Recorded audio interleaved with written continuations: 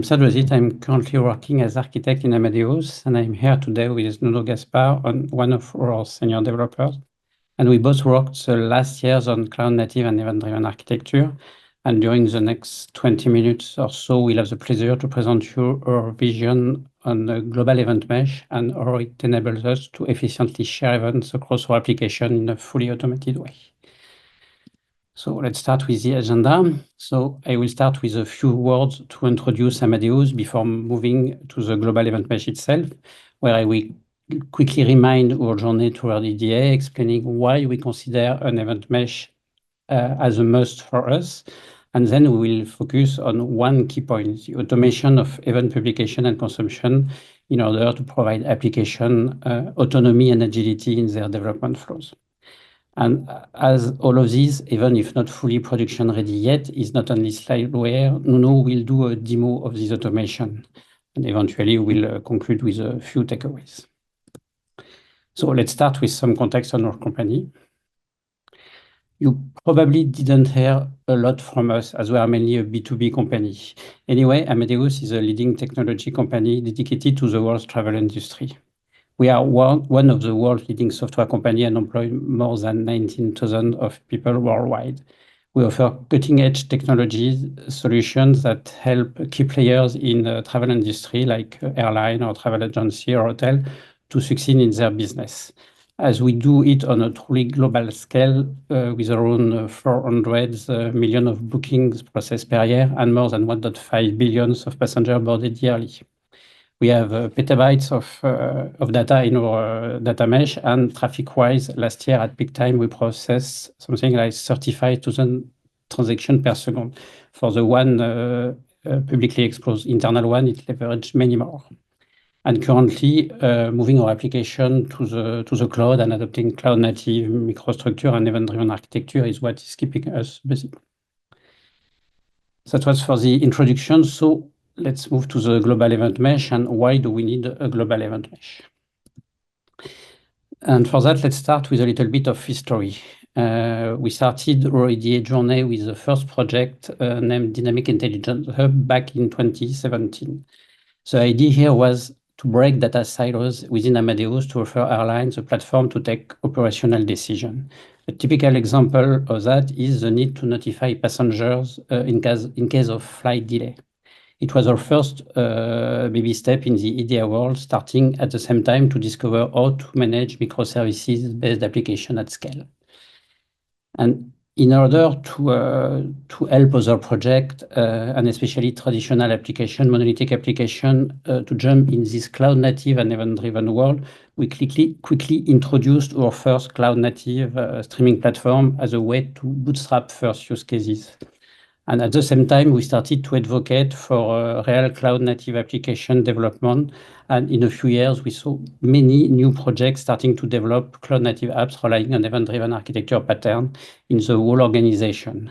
We used to name a few airlines application, airport, and hospitality application and use cases. So something that is interesting to note at this point is that not all the projects had the same requirement in terms of performances or in terms of semantic. For some of them, it was okay to lose some events, meaning at most one semantic. But for some others, at least one semantic was a must to make sure no event is lost. It is part of the reason our application use different technologies, mainly Kafka for most of them, but also NATS for some shopping application where at most one is okay, but really high performances are mandatory. Then Azure Event Hub has also been introduced mostly at the edge, first because of our partnership with Microsoft, but also as having a Kafka protocol compatible implementation as a managed service simplified a lot the adoption. Now, if our first use case, these were many intra-application, with the expansion of the use cases, we started to have more and more cross-application use cases, where, for example, an application A is starting to produce event of interest for application B, C, or D. And this was great to confirm the value of the event-driven approach, where near real-time notification and decision are needed, but it led to the need to have something to share event across application. And that's why we started to think about the global event mesh, because if expansion is good, if not properly managed, it can be an issue, especially if you have more and more use cases, do point-to-point replication at the same time, and have low visibility on what is deployed. At the end, the risk is that you lose the control of your setup. Don't know anymore which events are published or consumed by which application, and then you start to duplicate publication even more, leading to extra complex monitoring and control, and meaning eventually also extra cost and delays. So what is displayed on this screen is an intentionally blurry screenshot of our Mirror Maker 2 intra Kafka cluster setup, at least the one we had a few months ago with more than 300 Kafka cluster deployed. And here you have the lines between the dots that are the Mirror Maker links. So it's what we started to put in place. So at the time, it was still manageable, but as the number of clusters, the number of replications were increasing very quickly, at some point we understood that it was not the proper approach, and we need to find something else. And that's why we started to think about something more like a global event mesh to properly manage event publication and provide the required flexibility and visibility to support governance. So that's for the reasons we move to a global event mesh. Now let's see and let's quickly present what we expect from an event mesh. First, it should help with transparent event routing. An application must be able to easily and as transparently as possible produce a new event or consume an existing one from whatever the landing zone or where it is deployed. Also, data exchanges must be optimized. Cross-region transfer must happen at most once, whatever the number of consumers in a region, and there should be no transfer if there is no consumer in a region. So this obviously means that we don't want to do point-to-point replication anymore, but we need some kind of a mesh to share this event. Then it should provide visibility on which application is producing or consuming which event, so it can help to understand the exchange and support the governance. It must also help with event discovery, meaning it should be easy for anyone, for any application, to browse the available event and look for something of interest for them. And in this way, the application are expected to be autonomous to produce and consume events. They should be able to use the event mesh in a self-service way, and with no need of some implementation or middleware team in the middle. That's a key requirement for us. And obviously, that means also access control. It's not open bar for everyone. We need to be self-serviceable, but still keep control on what is produced and what is consumed, and know by which application. So now that our requirements are a little bit clarified, let's discuss why we started to experiment with Solace PubSub Platform. So first reason is that Solace vision of an event mesh is quite close to our own vision. The concept of mesh formalized back in 2019, highlighting key points such as the need to distribute events across decoupled applications in a flexible and reliable way and governable way, match our key requirements. And they also clearly positioned in 2020 as a Kafka mesh, which was basically what we were looking for. Second reason is that deep diving the offering, we discovered that the PubSub Plus platform is providing off-the-shelf many components we need to build our own event mesh and associated flows. And one of these components is a broker similar to Apache Kafka, even if there are some significant difference in the way it is implemented.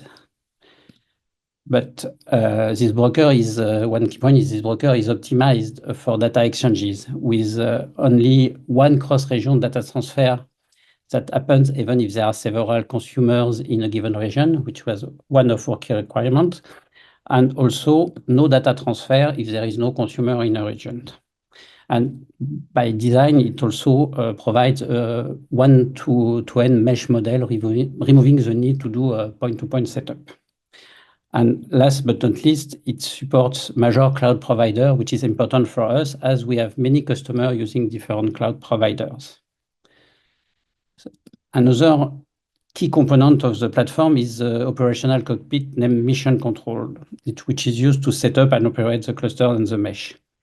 This component is important, but for the sake of this presentation, I will more focus on the event portal, because it's the one that will be at the core of automation.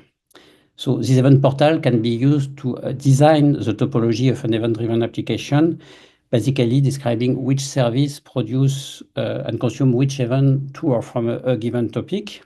And the added value of this portal is that it is able to keep for us an up-to-date view of the existing meshes.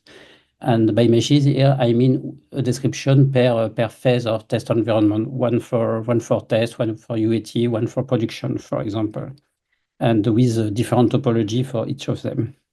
Doing that, it helps to feed a catalog that we can use to do the discovery, to match the discovery requirement we described before.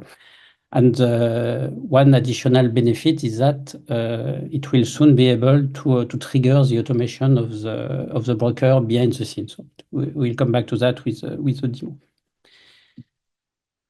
So that's why we started to build our solution on top of Solace PubSub Platform. So just to remind some key points for us, or for Amadeus, for our architecture and the way we want to operate, if we decided to build our global event mesh on top of Solace PubSub Platform, anyway, we want to make clear that for the core intra-application technology for exchanging events within our application, we stick to Kafka and NATS. It remains for us the core technology intra-application. It's because we spent a few years to develop using this technology, and we have specific requirements for some of them. And the second one is that if we choose Solace as a technology for event mesh, anyway, we want to keep our application decoupled for this technology. And that's why we will use bridges to do this decoupling. We want a clear isolation, clear layer in place to separate things. So in our microservice, we use Kafka NATS. The technology today for the event mesh will be Solace, but we want a clear isolation to make future evolution easy and possible, to switch from technology or to add some instrumentation, do encryption on the fly and things like that. That's the idea of these bridges, having these bridges in place. Okay. So now let's see how we use Solace PubSub Platform to automate event publication and consumption, which it will be the scope of the demo that Nuno will do just after. So the purpose of this automation is to provide autonomy to the application to produce and consume event to and from the event mesh. And in this example, we will illustrate the flow with a producer app producing a new event that will be processed by a consumer app. And here the concept is to let the application design the desired flows and then have the broker and all the needed component automatically configured behind the scene. So let's start. It starts by designing the event production flow in the event portal in a draft mode. It means describing the fact that the producing application will produce a new event in a given topic, or more precisely, that the bridge that I described before will consume events from a given Kafka topic to produce them in a given Solace topic. So they will be available for any consumer. And for that, we will use a configuration file that will commit in the application repository, and that will be used by the CI/CD to trigger calls to the event portal API. The purpose being to have this design described in the event portal. And then when it will be done, we'll describe in another configuration file the fact that this blueprint must be promoted on a first test environment. And this relies on the fact that in the event portal, you can define a mesh per environment. For example, a mesh for test, UAT, and production. By deploying this configuration file, we will this configuration file strictly speaking, is a customer resource description file, will trigger a Kubernetes operator that will in turn call the event portal runtime manager API to promote the previous design from draft to the test mesh. And this will at the same time feed the event catalog that can be used afterwards to discover the published event. And as a consequences of this design, the Solace event portal will trigger the configuration of the underlying Solace broker. It means that this broker will be ready to accept events produced by the producing application.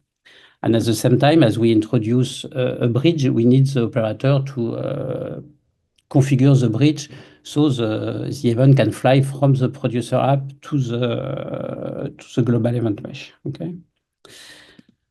And then for the consuming part, once the consuming application has discovered in the event catalog the event, it can start the same flow to describe the consuming flow. And then it will describe the new application consuming the available topic from the Solace event mesh. And then using the same Kubernetes operator approach, it will describe the promotion of this flow from draft to a test environment. And then this will trigger the same kind of configuration on the event portal and on the other bridge to let the event flow from the Solace event portal, Solace broker, sorry, to the NATS topic on the application side. So basically, that's maybe a little bit complex setup, but the idea and what we put in place to automate the underlying configuration of the brokers and of the bridges to allow automation of event publication and consumption.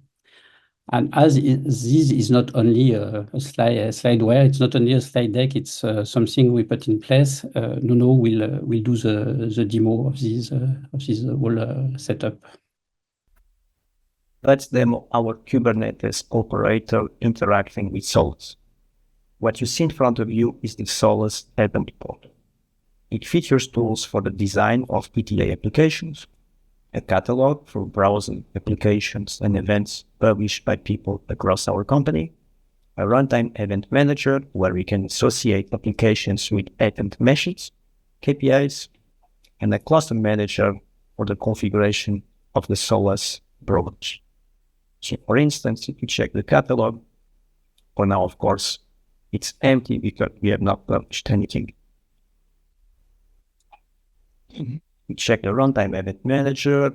Our mesh is also empty because no application has been associated with it. And if we check our Solace broker,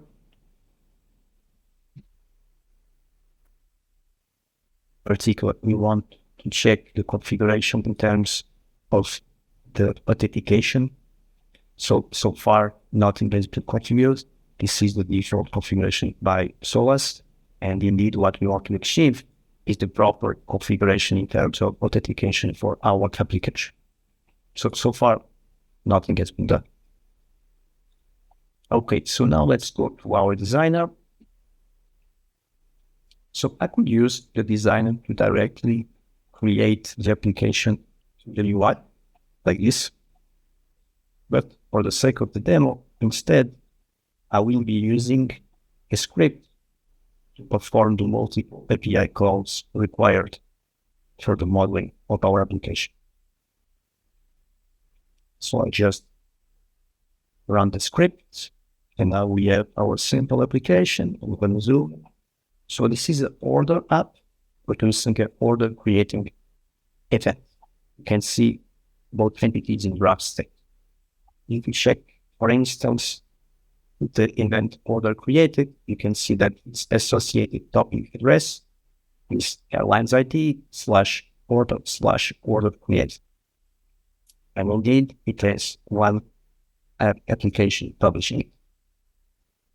If we now check the catalog, of course, we find the order up and the order create. However, check the runtime edit manager. So far, it's still empty because we have not released this application. This application is still in the Rust state. Okay, so now what we want to do is to promote this application to release state. And this is achieved through our Solace operator. So as of now, let me quick authenticate to my local Kubernetes.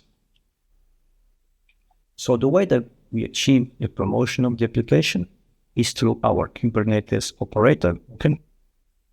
So basically, we use CRDs, it stands for Custom Resource Definition, to define the promotion of this application that we just designed. So as you can see, this is an example of a Solace resource CRD that specifies the app that we just modeled. Okay, so you can see this is our order application that has one event, order created, and that so far it's in draft state. But what we want to do is to promote it to release. So for the sake of the demo, I am indeed using this file in my laptop, but indeed what I'm going to do now is the simulation of our CI/CD. But in future, these files will be moving to Bitbucket and would commit the draft to release state, and then our CI/CD will do the rest. Here, since I am local, I'm going to simulate this by applying the resource directly in my Kubernetes. Okay, so now that I've applied this CRD, our Solace operator interacted with the CRD and performed the right API calls to Solace in order to release the application.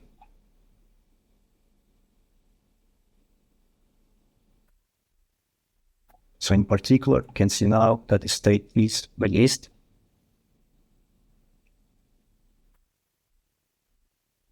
Indeed, you can see that our application is associated with our mesh.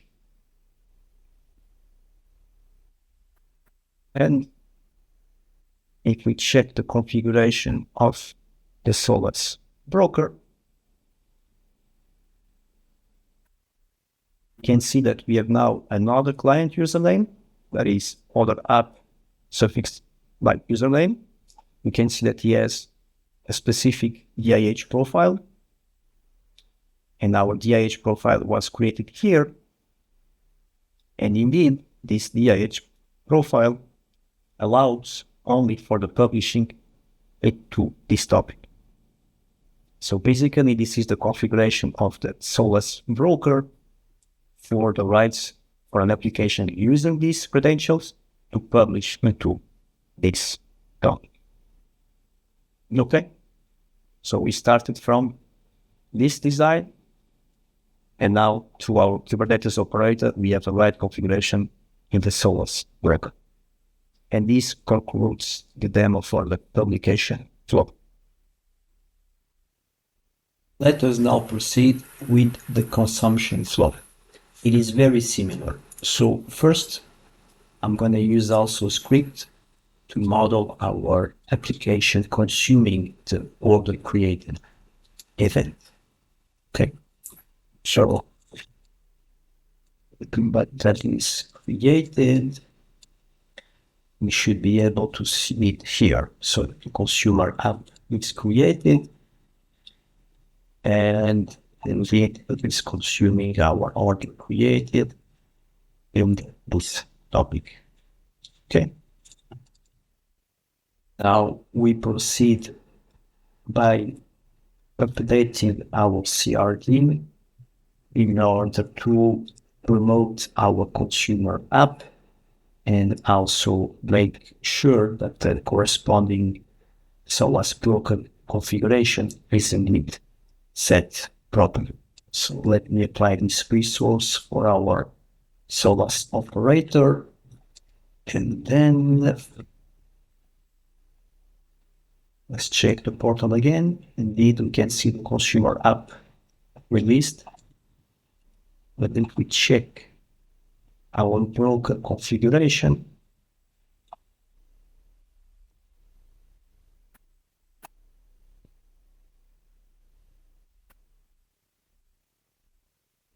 indeed, you can see that in the queues, we do have the portal consumer queue,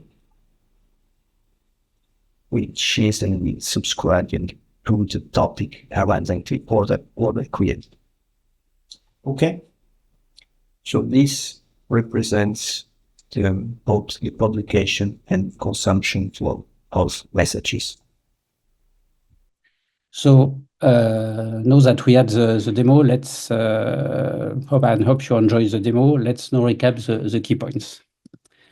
So first, we saw that uncontrolled expansion of EDA is risky, and if not properly managed, it will imply low visibility and reusability, leading to extra complexity and eventually to cost and delays. As a consequence, a proper strategy was required to keep things under control. This strategy relies on an event mesh to optimize traffic, design and govern the publication and consumption topology, support discovery, and provide autonomy to application. And part of this approach, automation and integration are key, as if Solace components are really great assets, to be efficient and provide a smooth experience to our R&D team, integration in the software development lifecycle is mandatory. And that's why we put in place this automation and this flow. Thank you.